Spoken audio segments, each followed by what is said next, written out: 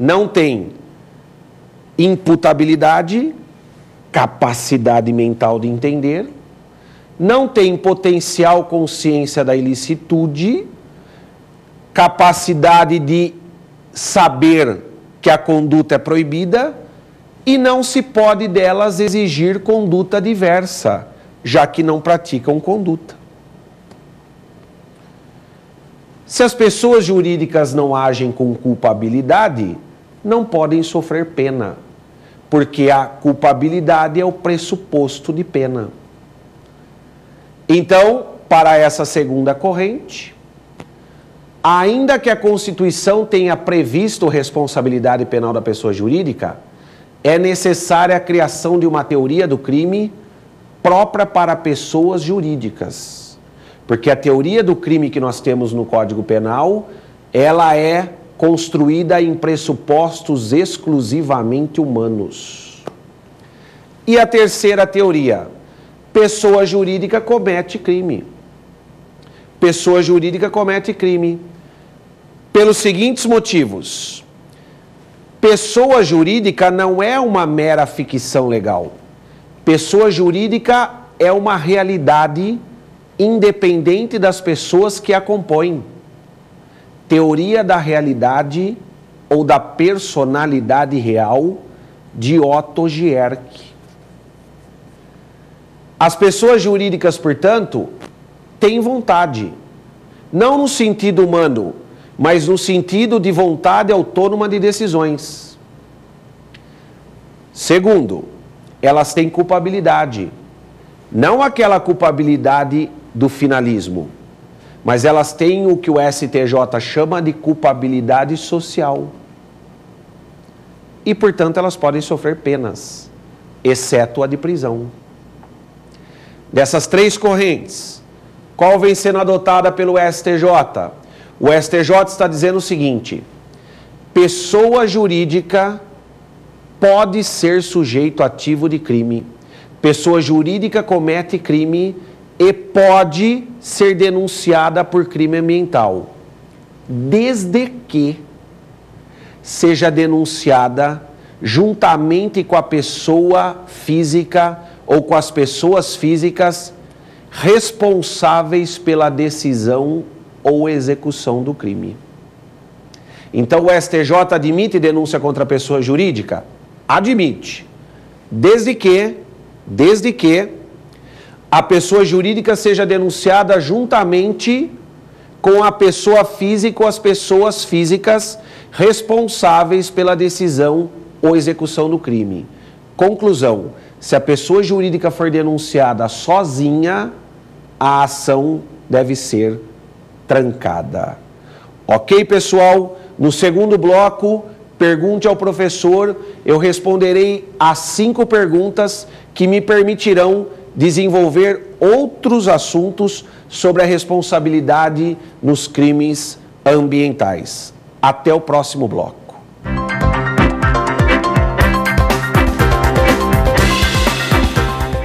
Começaremos agora o nosso segundo bloco, Pergunte ao Professor.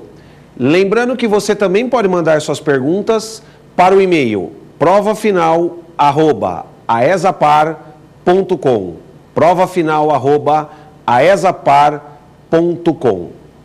Nesse bloco, eu vou responder as 5 questões encaminhadas por alunos do Brasil sobre o tema tratado na aula de hoje. Vamos à primeira pergunta?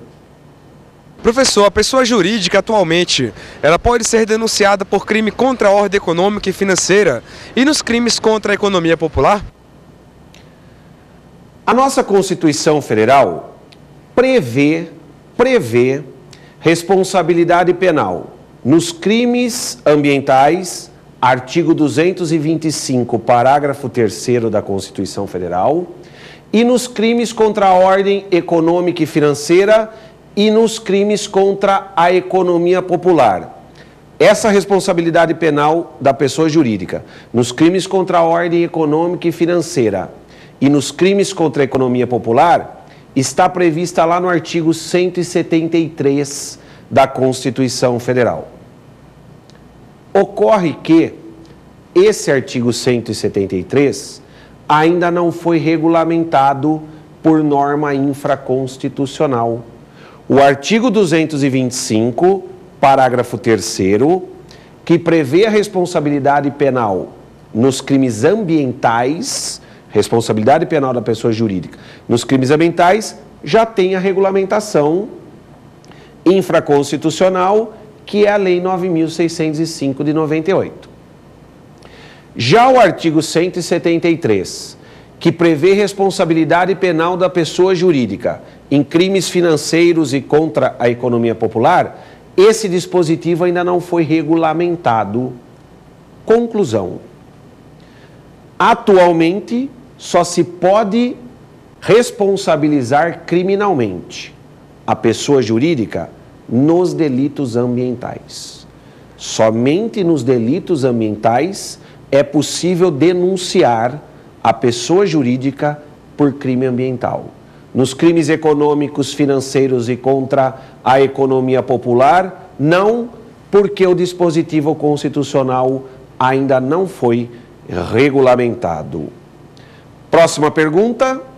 Professor Silvio, a pessoa jurídica de direito público, ela pode ser denunciada por crime ambiental? Vejam, o artigo 3º da Lei Ambiental diz que a pessoa jurídica será responsabilizada nos casos em que a infração seja cometida por decisão de seu representante legal, contratual ou órgão colegiado, no interesse ou benefício da entidade. Portanto, para que a pessoa jurídica seja responsabilizada, são necessários 2 requisitos.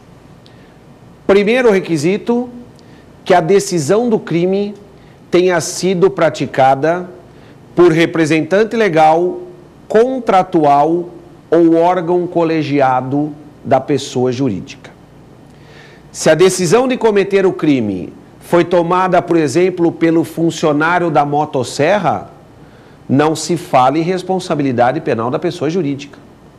Porque o funcionário da motosserra não é representante legal, contratual ou órgão colegiado da pessoa jurídica. Da mesma forma, se o crime não foi praticado no interesse ou no benefício da entidade, também não se fala em responsabilidade penal da pessoa jurídica. Então, atentem, para que a pessoa jurídica sofra responsabilidade, são necessários 2 requisitos: decisão do crime por órgão colegiado ou por representante da empresa e crime praticado no interesse ou benefício da empresa. Faltando um desses 2 requisitos, não há que se falar em responsabilidade penal da pessoa jurídica. O Brasil adotou, portanto, o denominado Sistema de Responsabilidade Penal por Ricochete. É o sistema francês de responsabilidade penal. Ou seja, a pessoa jurídica é responsabilizada por uma decisão criminosa do seu representante ou órgão colegiado, chamado Sistema de Responsabilidade Penal por Ricochete, ou por mandato, ou por procuração, ou de empréstimo. Ok? Bem, posto isso, é possível pessoa jurídica de direito público ser responsabilizada criminalmente por delito ambiental? Por exemplo, é possível denunciar um município por crime ambiental? É possível denunciar uma autarquia por crime ambiental? Ou mesmo que não seja pessoa jurídica de direito público, mas que integre a administração pública lato sensu? Vejam, quanto a esse tema, há 2 correntes. Primeira corrente: é possível responsabilizar criminalmente pessoa jurídica de direito público, pois nem a Constituição Federal, nem a Lei dos Crimes Ambientais faz qualquer distinção entre pessoa jurídica de direito público ou de direito privado. Significa dizer,